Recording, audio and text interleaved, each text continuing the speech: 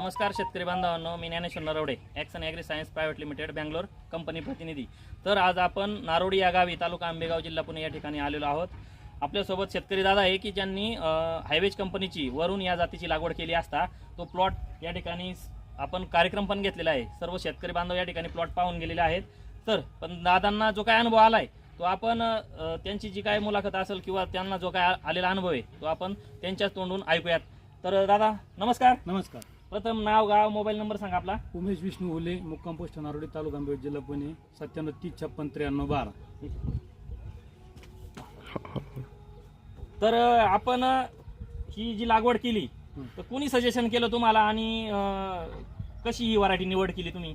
Variety निवड अशी केली का मनसरला गेलो, महेश कृषी केंद्र मनसर या ठिकाणी गेलो।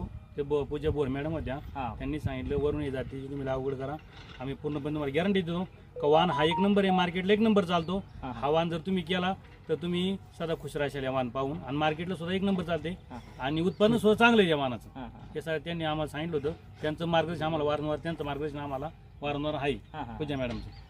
थोडक्यात त्यांनी सजेशन दिलं का ही व्हरायटी तुम्ही लागवड करा, तुम्हाला चांगलं उत्पादन मिळेल।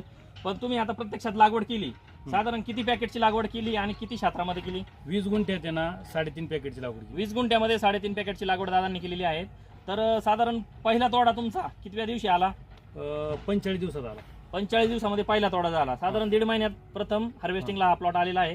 तर आतापर्यंत किती तोडे झालेत? आज तारीख आहे 28 एप्रिल 2026। तर आतापर्यंत किती तोडे झाले तुमचे? 6 तोडे झाले। 6 तोडे आतापर्यंत। माल किती गेला? तर टन 1.25 टनच्या आसपास गेला। 1 टन ते 1.25 टनच्या आसपास। आणि मार्केट रेट?